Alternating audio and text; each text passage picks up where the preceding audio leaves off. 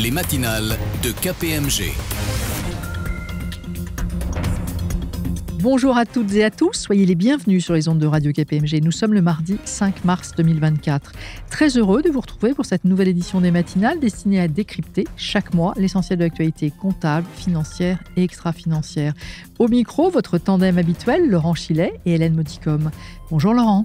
Bonjour Hélène, bonjour à toutes et à tous. Bientôt le printemps et avec la nouvelle saison s'ouvre aussi celle des conseils d'administration, puis celle des assemblées générales.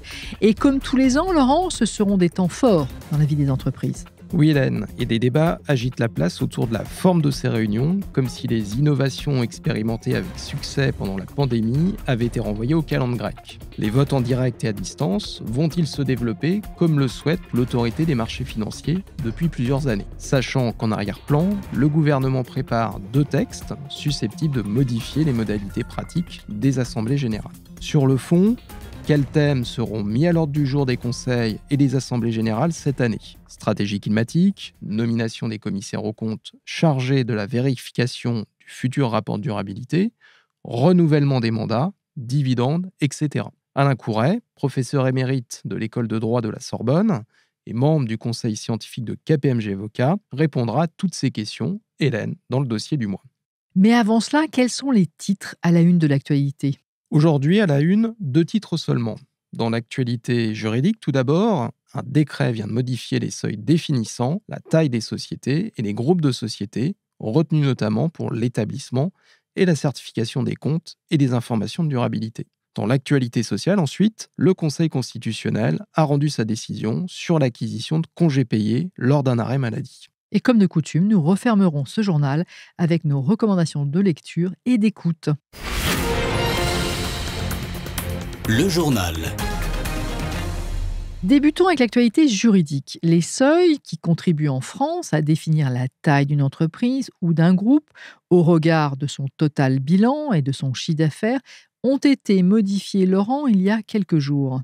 Oui, nous en avions déjà parlé, Hélène, dans cette émission. La nouvelle directive publiée fin décembre 2023 a ajusté dans un contexte d'inflation les critères de taille pour les micros, petites, moyennes et grandes entreprises ou pour les groupes. Ces nouveaux seuils contribuent à déterminer notamment les obligations portant sur l'établissement et la certification des comptes et des informations en matière de durabilité. Restait à la transposer en droit français. C'est maintenant chose faite avec le décret du 28 février qui modifie en France les critères de taille d'entreprise, sachant que les seuils relatifs au nombre moyen de salariés demeurent, eux, inchangés. Quels en sont les impacts de ce décret, Laurent ? Les impacts sont moins importants qu'ils auraient pu l'être. Selon nos informations, le législateur a souhaité rester dans un entre-deux. Ce rehaussement s'applique pour l'établissement d'une annexe au compte, d'un rapport de gestion, pour le format de l'annexe, la publication d'informations en matière de durabilité, l'établissement de comptes consolidés et la désignation obligatoire d'un commissaire aux comptes. Retenons ainsi que les seuils pour la désignation obligatoire d'un commissaire aux comptes passent de 4 à 5 millions de total bilan et de 8 à 10 millions de chiffre d'affaires, et que ceux pour la publication d'informations de durabilité passent de 20 à 25 millions de total bilan et de 40 à 50 millions de chiffre d'affaires. C'est bien noté. Y a-t-il des changements dans la façon d'appliquer ces seuils ? Non. Comme dans le passé, l'obligation s'applique lorsque les seuils sont dépassés et est appréciée sur la base de 2 des 3 critères, total bilan, chiffre d'affaires et effectif, étant précisé que le nombre de salariés demeure, lui, inchangé, comme vous l'avez rappelé, Hélène. Le décret précise que ces dispositions entrent en vigueur le 1er mars 2024. Elles s'appliquent aux comptes et rapports afférents aux exercices ouverts à compter du 1er janvier 2024. Toutefois, les mandats de commissaire aux comptes, en cours à l'entrée en vigueur du présent décret, se poursuivent jusqu'à leur date d'expiration dans les conditions prévues à l'article L821-44 du Code de commerce. Enfin, s'agissant du rehaussement des seuils de désignation obligatoire d'un commissaire aux comptes, il a été observé à l'issue de la loi Pacte que les entreprises ont renouvelé dans leur large majorité leur commissaire aux comptes, même si cette nomination n'avait plus un caractère obligatoire. Poursuivons avec l'actualité sociale. Le 8 février dernier, le Conseil constitutionnel a rendu sa décision sur l'acquisition de congés payés lors d'un arrêt maladie. Que nous dit cette décision ? Dans sa décision, le Conseil constitutionnel a considéré que les dispositions du Code du travail faisant obstacle à l'acquisition de congés payés au cours des périodes d'arrêt maladie était conforme à la Constitution. Cependant, cette conformité ne remet pas en cause leur contravention avec le droit européen et ne change donc rien à la situation des entreprises. Et donc, les entreprises sont toujours confrontées aux incertitudes relatives aux conséquences des arrêts de la Cour de cassation du 13 septembre 2023. Comme nous l'avions déjà dit à ce micro en février, elles doivent procéder à une évaluation du risque financier encouru et définir la stratégie à adopter face à d'éventuelles demandes de régularisation en émettant des hypothèses. Quant aux probabilités d'action en justice des salariés ou anciens salariés concernés, quant à la possibilité d'invoquer ou non une prescription extinctive, quant au nombre de semaines de congés concernés, ou encore quant à la possibilité de s'opposer à un cumul illimité de droits à congés et à invoquer une extinction des droits à congés au-delà d'une certaine période. les entreprises doivent donc, à l'heure actuelle, avec l'aide de leurs conseils, se positionner sur ces différents points sur lesquels la décision du Conseil constitutionnel n'apporte aucune réponse. Et puis, pour être complet, précisons qu'au cours de l'audience, devant justement ce Conseil constitutionnel, le représentant du gouvernement a confirmé qu'un projet de loi était en préparation à ce sujet, ce qui devrait normalement mettre fin aux incertitudes. Avant de refermer ce journal, Laurent, notre traditionnelle revue de presse. Oui, Hélène, et en cette première année d'application de la directive CSRD, la littérature technique tourne pour l'essentiel autour de la durabilité. Sans surprise, je conseillerais donc à nos auditeurs de lire notre publication sur les projets de kit d'application des ESRS, où sont présentées les principales réponses de KPMG à la consultation de l'EFRAG sur les 3 projets de guide: double matérialité, chaîne de valeur et data point.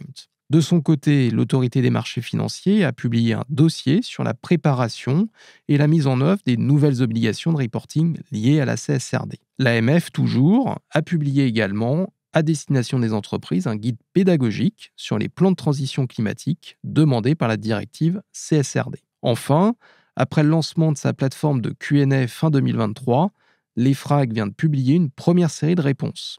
Il s'agit d'explications techniques pour aider les entreprises dans la mise en œuvre des normes ESRS, tout secteur. D'autres conseils ce mois-ci à prodiguer à nos auditeurs, Laurent ? Oui, un autre sujet va également mobiliser les entreprises cette année, l'impôt minimum mondial. Je leur recommande donc d'écouter Les Fiscales, diffusé par Radio KPMG le 27 février dernier et consacré à ce sujet. Merci à vous, c'est la fin de ce journal. Je vous retrouve dans un instant avec notre invité. Le dossier du mois.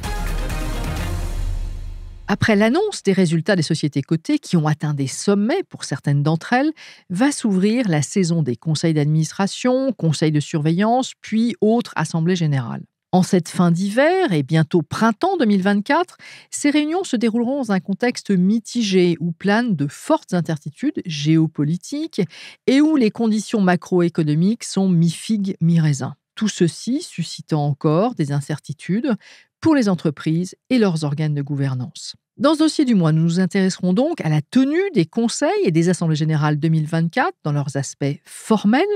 Nous tenterons également d'identifier les principaux sujets qui seront à l'ordre du jour de ces réunions, véritables piliers de la démocratie actionnariale. Pour ce faire, j'ai le grand plaisir d'accueillir à ce micro Alain Couret, invité régulier et fidèle de Radio KPMG.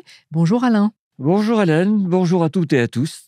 Pour ceux qui ne vous connaissent pas ou qui n'auraient pas écouté vos précédentes interviews, Alain, sur nos ondes, vous êtes professeur émérite de l'École de droit de la Sorbonne, vous êtes membre du conseil scientifique de KPMG Avocats, vous avez également participé à certains groupes de travail du Haut Comité juridique de la place financière de Paris et présidé celui qui portait sur les assemblées générales en 2022. À l'époque, il s'agissait de réfléchir sur la prorogation possible de certaines mesures prises pour les assemblées générales lors de la pandémie. Alors, venons-en à notre dossier du mois. Lors de la présentation de ses vœux, le ministre de l'économie et des finances, Bruno Le Maire, pour ne pas le citer, a annoncé la présentation de 2 projets de loi. Un projet de loi de simplification qui s'appellerait en quelque sorte la loi Pacte 2 et un projet de loi sur l'attractivité de la place de Paris. Quelle visibilité avez-vous, Alain, sur ces 2 projets de texte, sachant qu'ils ne s'appliqueront vraisemblablement pas dans l'immédiat au Conseil et Assemblée ? très peu de visibilité en fait. Pour nourrir la loi sur la simplification, un rapport parlementaire récent a compilé une masse considérable de simplifications possibles. On en a recensé 6800, plus ou moins opportunes évidemment, pour en retenir en tout et pour tout 14. Alors, rien ne nous permet de penser qu'elles seront retenues par le gouvernement, mais l'idée est quand même avancée de privilégier la co-construction. S'agissant du projet de loi sur l'attractivité, qui serait la loi Pacte 2, on évoque souvent deux sujets. La possibilité d'introduire des actions à droit de vote multiples dans les sociétés cotées. Ensuite, la facilitation du vote en direct à distance dans les assemblées générales de sociétés cotées. Mais chacun de ces deux thèmes peut donner lieu à des variations très différentes. On devra donc encore patienter un petit peu et ça nous donnera l'occasion, Alain, de vous convier de nouveau pour décrypter ces textes quand ils seront parus. Intéressons-nous justement à la forme des conseils d'administration et des assemblées générales qui auront lieu dans les prochaines semaines. L'autorité des marchés financiers a réitéré en début d'année son appel, je cite l'autorité, son appel à un travail en commun pour permettre à court terme le développement d'assemblées générales hybrides, donnant la possibilité aux actionnaires de voter à distance et en direct. La France n'est pas en avance sur ce sujet. Vous l'avez dit, Alain, à plusieurs reprises à ce micro. Alors, en 2023, aucune société cotée n'a permis à ses actionnaires de voter en direct à distance lors de l'Assemblée générale. Une seule l'avait fait en 2022. Les arguments techniques pour justifier cet état de choses sont de moins en moins crédibles. Il est évident que l'on sait faire. Manifestement, chez certains de nos voisins, et notamment au Royaume-Uni, quelques grandes sociétés se sont montrées beaucoup plus ouvertes. La question est de savoir si le législateur, au printemps, sera tenté d'accélérer le mouvement. Il répondra alors à la demande de l'AMF que vous venez d'évoquer. Il rencontrera l'hostilité déclarée de la FEP et du MEDEF. Ces derniers, toutefois, ne sont pas en désaccord sur certaines modifications possibles du droit actuel. Par exemple, autoriser les conseils à recourir à la visioconférence, y compris pour les conseils d'arrêter des comptes, restreindre le droit d'agir en nullité des assemblées générales en cas de défaillance des systèmes électroniques, en enfermant le délai d'action dans un délai de 3 mois après la tenue de l'assemblée générale, encadrer le régime des incidents de séance, et on passe ici à la libre révocabilité en séance des administrateurs, faciliter le recours au vote à distance et en direct en supprimant l'exigence d'une clause des statuts, imposer aux sociétés cotées la retransmission en direct et en différé de leurs assemblées générales. Sur toutes ces évolutions, il semble que la FEP et le MEDEF soient d'accord. Reste que la question la plus délicate est celle de savoir si le recours à des assemblées générales hybrides ou entièrement dématérialisées devra dépendre ou non de la décision de l'auteur de la convocation. Et c'est le point central. Si accélération il y a, ça sera dans la loi sur l'attractivité économique. Et il faudra encore attendre un peu. Après la forme, venons-en au fond de ces réunions. Le code AFEP-MEDEF recommande une présentation par l'Assemblée générale de la stratégie climatique au moins une fois tous les 3 ans. Il semblerait toutefois que certaines entreprises envisagent de le faire chaque année et donc lors de leur prochaine Assemblée générale. Pensez-vous que ce soit une bonne pratique ?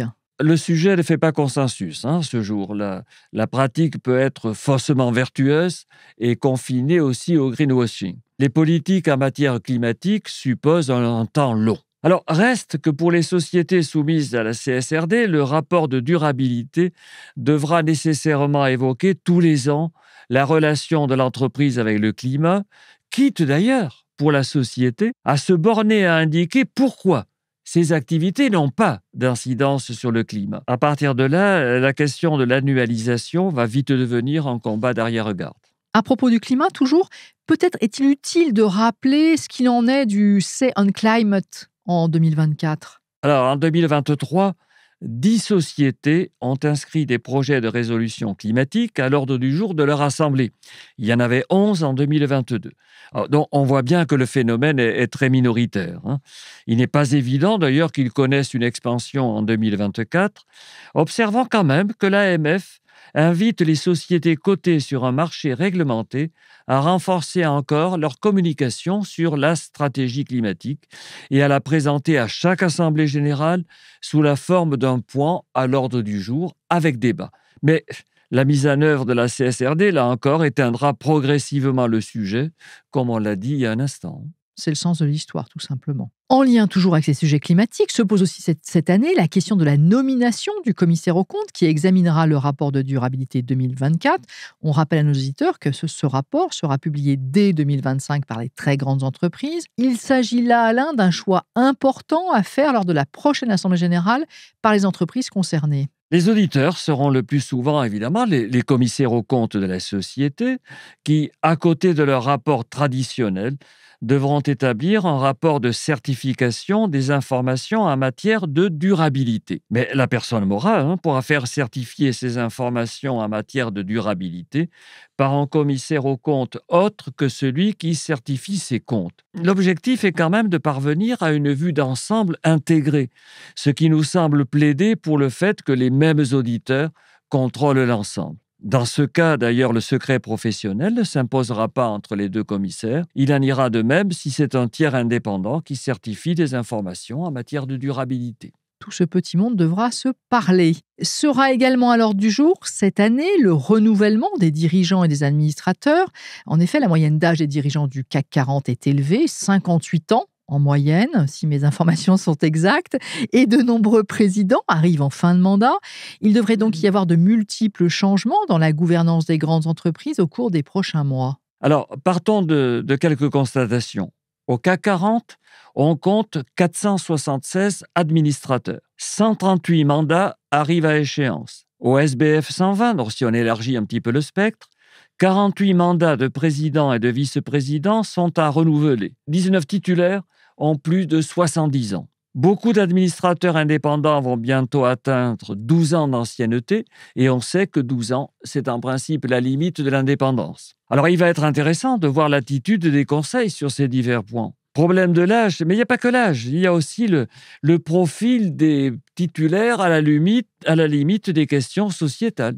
Qui deviennent de plus en plus importantes.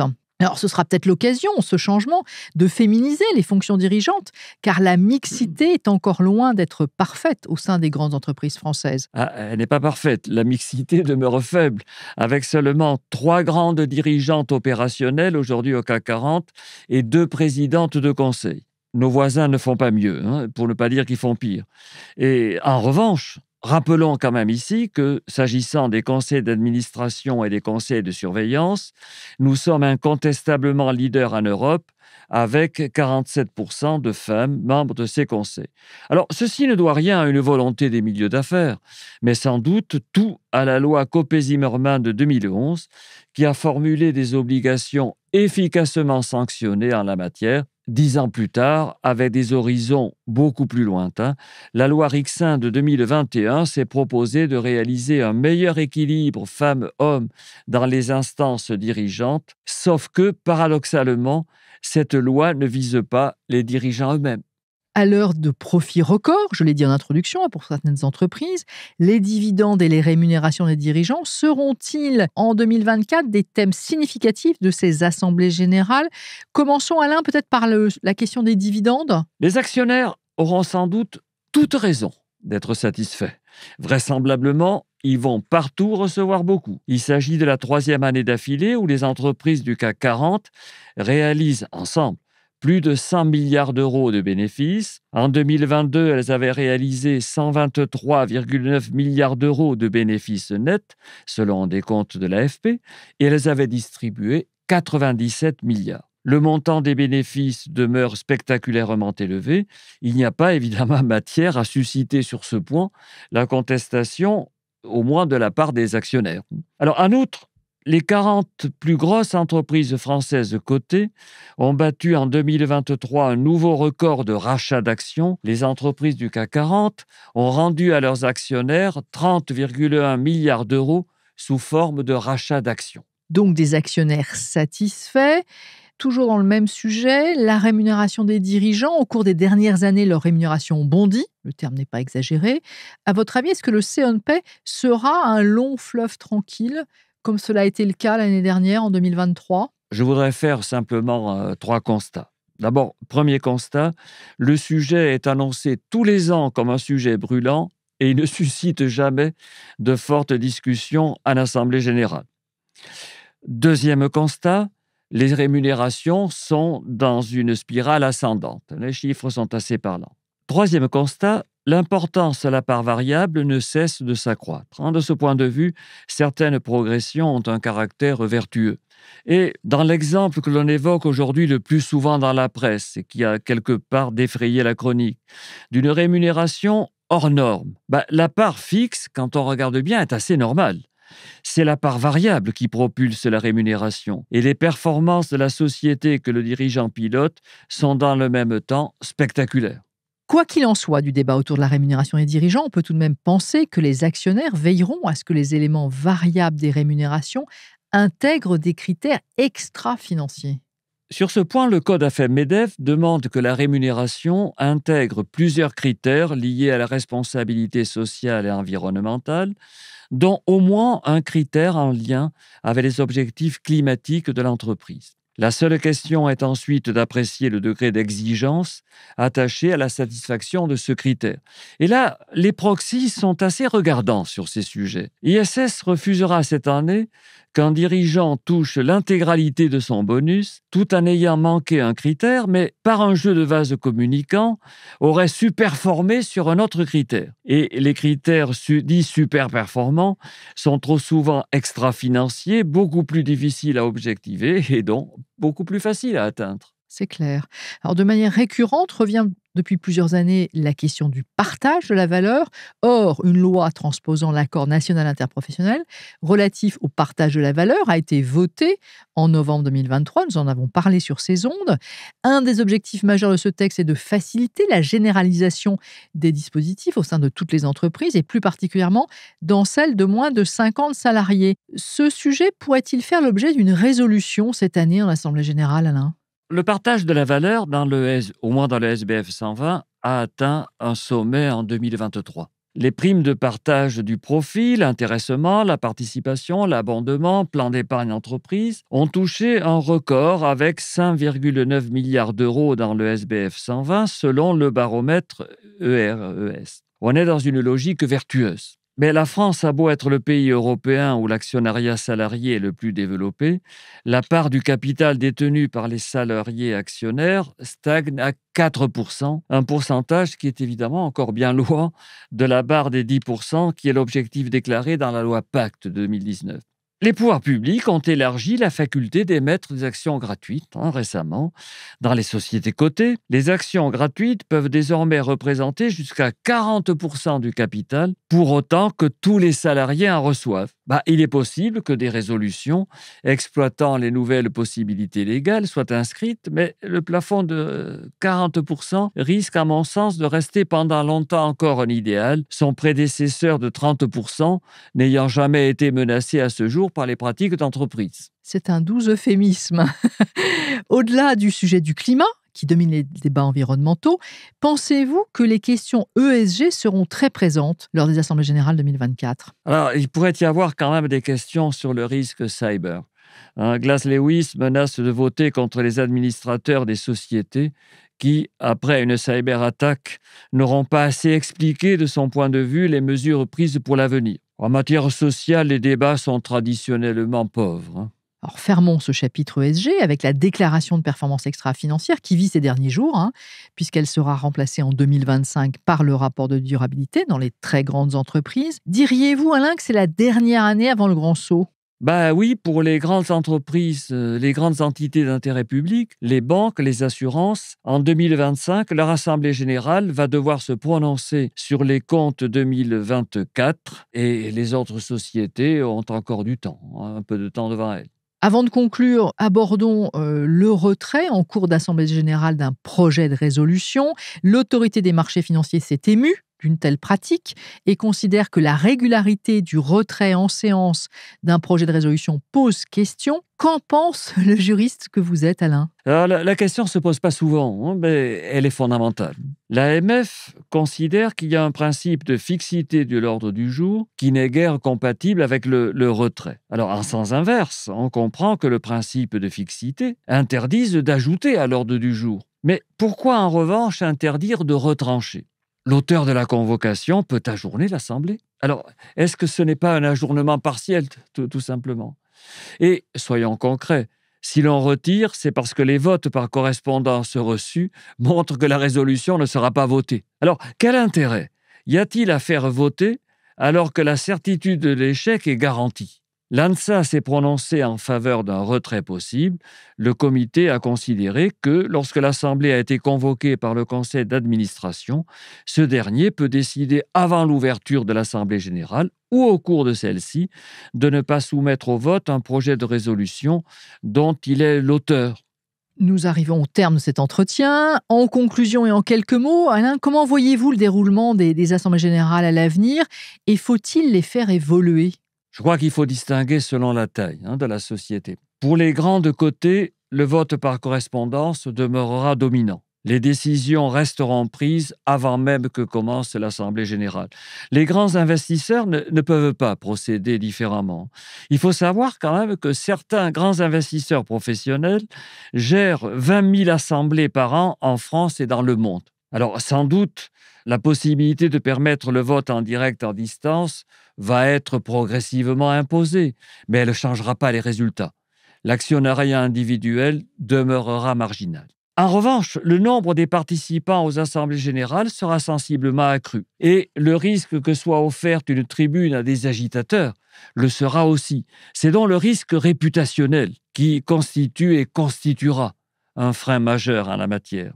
Ajoutons que si demain le nombre des participants présents physiquement se réduit de manière spectaculaire, les AG seront moins des shows qu'aujourd'hui, moins d'autocélébration de ces réussites, plus de questions de fond, mais en réalité, c'est un problème de limite technologique. Peut-être que demain, on offrira aux participants à distance des moyens d'une telle efficacité qu'au fond, il n'y aura pas de raison de distinguer entre la présence physique et la présence en distanciel. Pour les autres sociétés anonymes, il est probable que l'offre de digitalisation, qui est très large aujourd'hui, trouvera de plus en plus de preneurs.